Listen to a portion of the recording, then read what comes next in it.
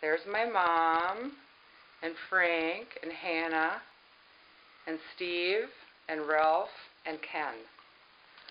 Okay, now I'm going to put it right here. Is it off? No, it's on. Can we heckle? Can you look at there and see if you can see me? Ready? Okay. This is my speech on tactile communication. When was the last time someone touched you? How did it make you feel? Touch is an essential part of communication. It conveys a wealth of emotions from love and passion to fear and anger.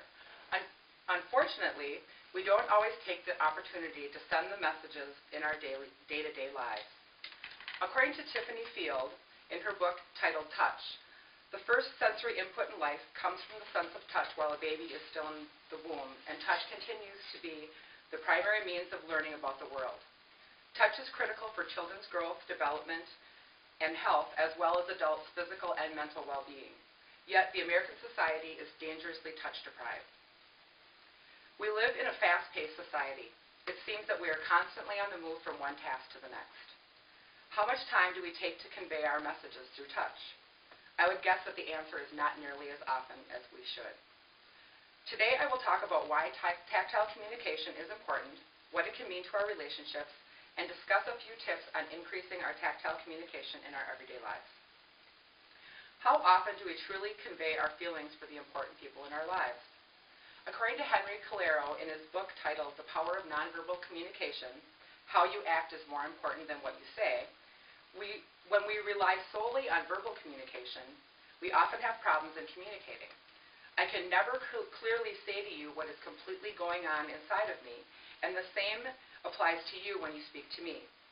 It is only when all of my senses perceive information through verbal and nonverbal communication that I'm close to understanding and comprehending what you're feeling, and then I can comprehend feelings and emotions that you have.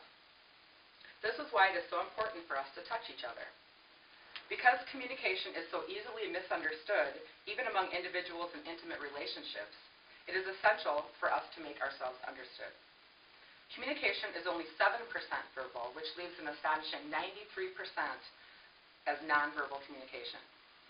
A study published in the American Psychological Association states tactile communication occurs when there are systematic changes in another's perception, thought, feelings, or behavior as a function of another's touch in relation to the context in which it occurs.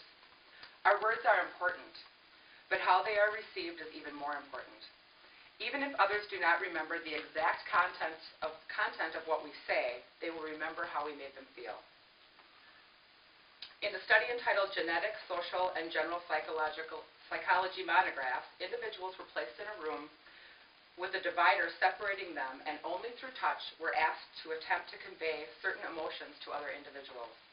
The emotions of sadness, joy, disgust, and fear were easily identifiable through touch alone. Touching plays a big role in how we make each other feel. Imagine a couple sitting down for a serious conversation. The husband needs to let his wife know that they need to cut down on their spending, for example. If the man crosses his arms and maintains a physical distance from his wife, she may perceive his words as a lecture, or may even feel that she is responsible for their financial problems. If instead the man sits near his wife, rests his hand on her arm when delivering the same message, the wife may perceive an entirely different message. His physical contact with her conveys a togetherness. We are in this relationship. We will weather this storm, and we will work together to solve this problem. According to Laura Guerrero and Peter Anderson in their book titled Human Haptic Perception, individuals giving negative receptions to increased touch may be perceived by their partners as cold, non-immediate, and defensive. Such attributions are especially likely since both touch and the absence of touch are powerful indications of a relationship's closeness. If we physically withdraw from those that we are intimate with, we are sending a message. Whether this is because we are stressed from work, overwhelmed with finances, or are actually disinterested in the relationship needs to be communicated. We can be mentally distant and still maintain a physical closeness by touching. This tells our partners that, yes, I am not necessarily mentally with you in the moment, but I am emotionally with you. By maintaining touch in our intimate relationships, we can clear up many verbal miscommunications. Touch is one of the most important aspects of nonverbal communication.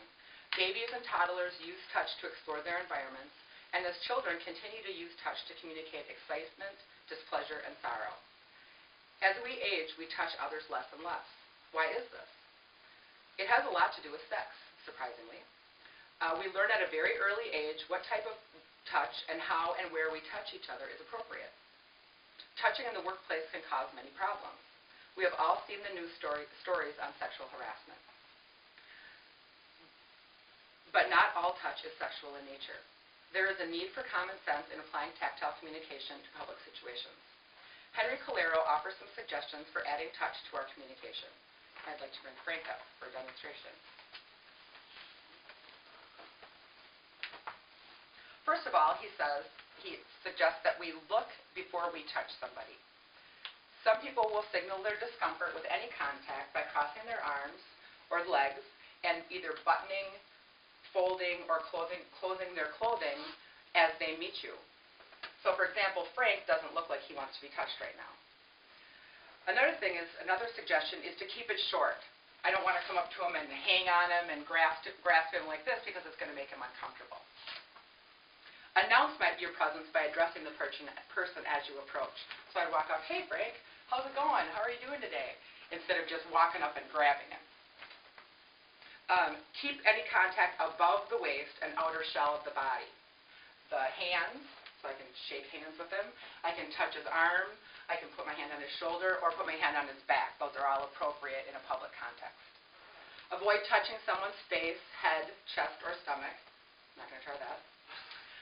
Keep eye contact as much as possible when touching someone.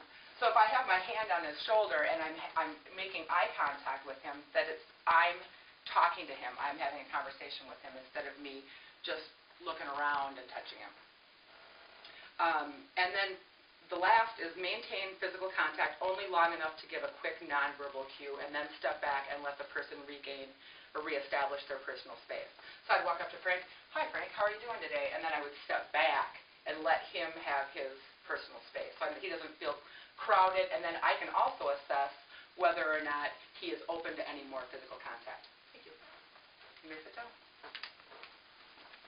I hope that you have learned more about tactile communication and its importance in communication.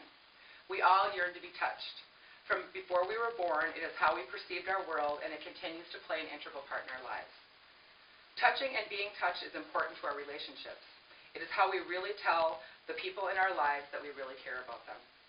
It does not take much time out of our busy lives to convey these messages. By slowing down and taking the time to physically connect with each other, maybe we can even really begin to connect with ourselves.